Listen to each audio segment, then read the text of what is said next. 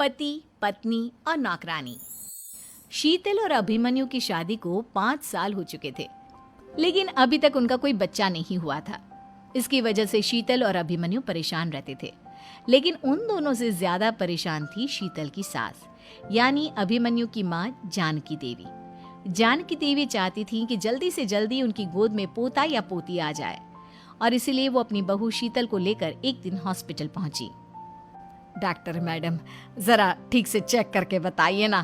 कई बड़े बड़े डॉक्टर को दिखाया है, लेकिन मेरी बहू माँ ही नहीं बन पाती। मैंने शीतल को बहुत अच्छे से चेकअप किया है। देखिए, बात यह है कि शीतल के अंदर माँ बनने की कैपेसिटी नहीं है। ये आप क्या कह रही हैं डॉक्टर साहब?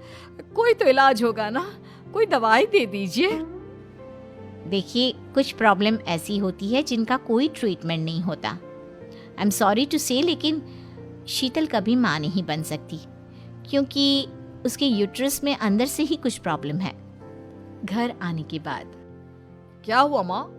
कहाँ लेकर गई थी आप शीतल को? अरे कहाँ लेकर जाती, डॉक्टर मैडम के पास ले गई थी, लेकिन तेरी बीवी तो कभी माँ बन ही नहीं सकती।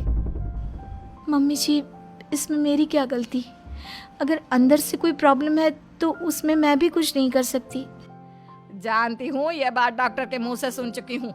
अब दोबारा मेरे सामने इस बात का गाना मत गा। अरे माँ, परेशान होने की जरूरत नहीं है, हम सोचते हैं ना कुछ। अरे क्या सोचेगा तू? जब डॉक्टर कह चुका है कि तेरी बीवी माँ नहीं बन सकती, तो बता क्या सोचेगा तू? कहाँ से लाएगा बच्चा? माँ, ये तो मैं भी नहीं जानता। अभिमन्यु, क्यों ना हम अनाथ आश्रम से एक बच्चा गोद ले आए? क्या फर्क पड़ता है बच्चा हमारा हो या गोद लिया हुआ?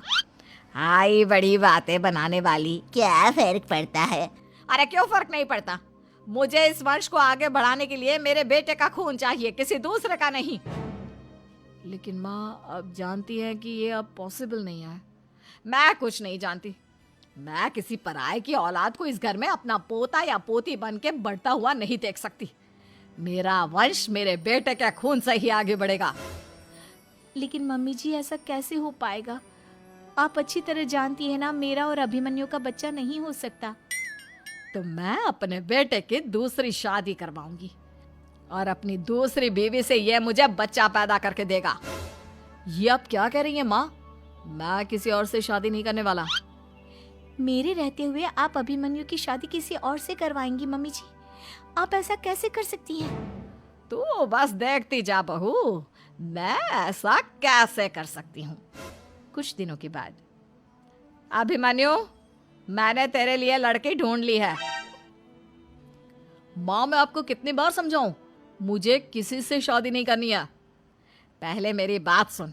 ये जो चमेली है ना, हमारे घर में काम करने आती है, वो तुझसे शादी करने के लिए तैयार है। मम्मी जी, आप अभिमन्यु की शादी एक नौकरानी के साथ करवाएंगी? वो इसलिए क्योंकि चमेली दिखने में बहुत खूबसूरत है, बच्चा भी सुंदर ही होगा।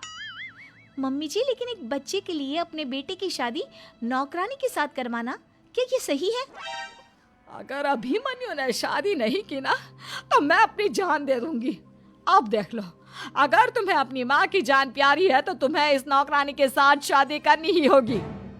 इस तरह जानकी देवी अपने बेटे अभिमन्यु की शादी नौकरानी चमेली के साथ करवा देती है। कुछ दिनों के बाद, नौकरानी से मालकिन बन के तो मजा आ गया। अब तो मैं इस घर की मालकिन हूँ। देखो, अपने आप को ज्यादा मालकिन समझने की कोशिश मत करो। एक बार तुम्हारा और अभिमन्यु का बच्चा इस दुनिया में आ जाए, उसके बाद तुम इस घर से हमेशा के लिए चली जाना। अरे जाओ जाओ, किसी और के आगे बातें बनाना। एक बच्चा तो पैदा नहीं कर सकी, बढ़िया आई। जाओ जाकर मेरे लिए कॉफी बना कर लाओ। नौकरानी मैं हूँ या तुम? मम्मी जी, देखिए ना शीतल मुझसे किस तरह से बात कर रही है। शीतल, तुम्हें पता है ना चमेली प्रेग्नेंट है, मेरे बेटे के बच्चे की माँ बनने वाली है।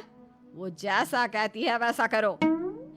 लेकिन मम्मी जी, वो मुझे नौकरों की तरह ट्रीट कर रही है। अरे तो करेगी ना, वैसे भी बहू तुम हो किस काम की? एक बच्चा तो पैदा नहीं कर सकती। जाओ अब घर के सारे काम करो और चमेली को आराम करने दो। थैंक यू मम्मी जी, भगवान आपका भला करे। आप नहीं होती तो मैं नौकरानी से महारानी कैसे बनती। देखो, तुम्हें जो चाहिए सब मिलेगा। खूब खाओ।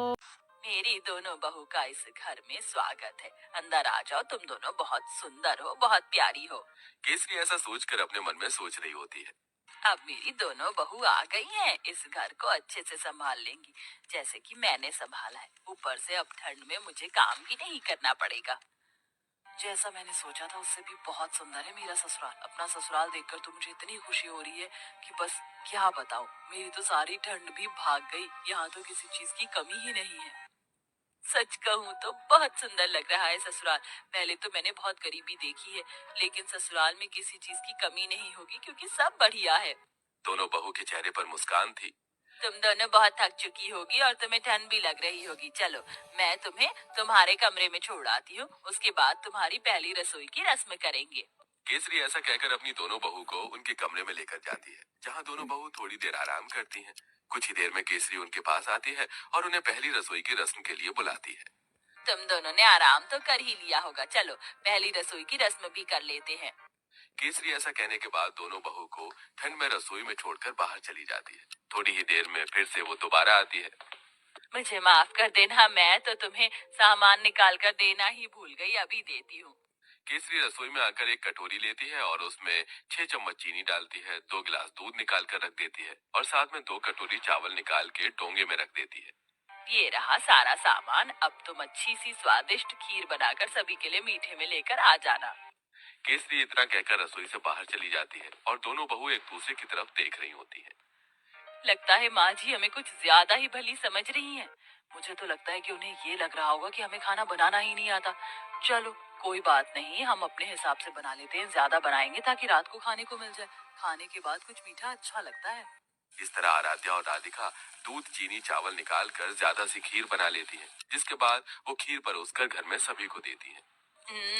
बहुत अच्छी खीर बनाई है। वैसे ठंड में खीर अच्छी लगती है, लेकिन चलो खाना तो अच्छा बनाना आता है तुम्हें। कितनी अच्छी बात है, मेरी बहू तो बिल्कुल मेरे जैसी आई है, थोड़े सामान में ही अच्छा खाना बनाना। केसरी ये सोचकर बहुत खुश हो रही होती है। वो कुछ देर बाद अपने कमरे में आराम करने चली जाती है। अब दोपहर का खाना बनाने की बारी आती है, तो दोनों बहू ठंड में रसोई में आती है। कुछ ही देर में केसरी भी रसोई में आती है। अरे इस वक्त तुम रसोई में क्या कर रही हो? माँ जी, हमने सोचा कि समय पर ही दोपहर का खाना बना देते हैं। अरे दोपहर के खाने की क्या जरूरत है, सीधा शाम को खाना बनाना चाहिए ना। वैसे भी ठंड में इतनी भूख कहाँ लगती है। और इस पतीले में क्या रखा है? केसरी तब पतीले को देखती है तो उसके अंदर खीर होती है। हे भगवान, इतनी सारी खीर! तुम दोनों ने इतनी सारी खीर कैसे बना दी, जबकि मैंने तुम्हें सिर्फ 2 कटोरी चावल दिए थे, 2 गिलास दूध दिया था। अरे माँ जी, हमने ज्यादा इसलिए बना ली थी ताकि हम रात तक आराम से खीर खाते रहें। हे भगवान, तुम्हारा पेट है कि कुआं? आज के बाद ऐसा बिल्कुल नहीं होना चाहिए। जितना मैं सामान दूंगी उतना ही बनेगा। ठंड में इतना खाना कोई नहीं खाता।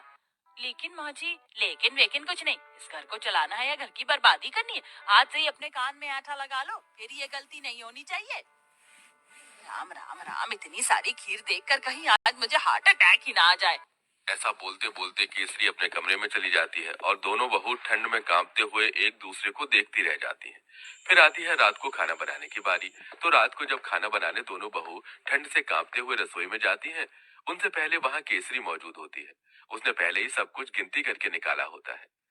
देखो बहू, ये 1 बैंगन है, 4 आलू हैं, साथ में मैंने आटा निकाल कर रख दिया है। इस आटे में से केवल 10 रोटी बननी चाहिए।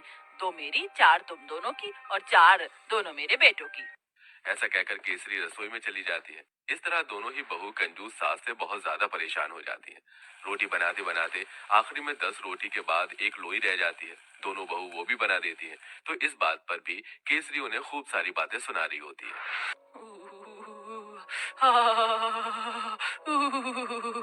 बहुत ठंड लग रही है। एक तो घर के सारे काम करो, ऊपर से खाना भी बनाओ तो गिनती का। मेरा तो पेट भी नहीं भरता। पता नहीं कंजूस सास हमें कुछ खाने क्यों नहीं देती।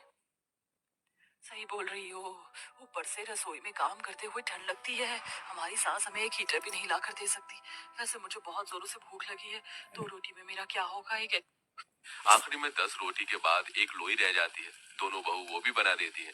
तो इस बात पर भी केसरी उन्हें खूब सारी बातें सुना रही होती है।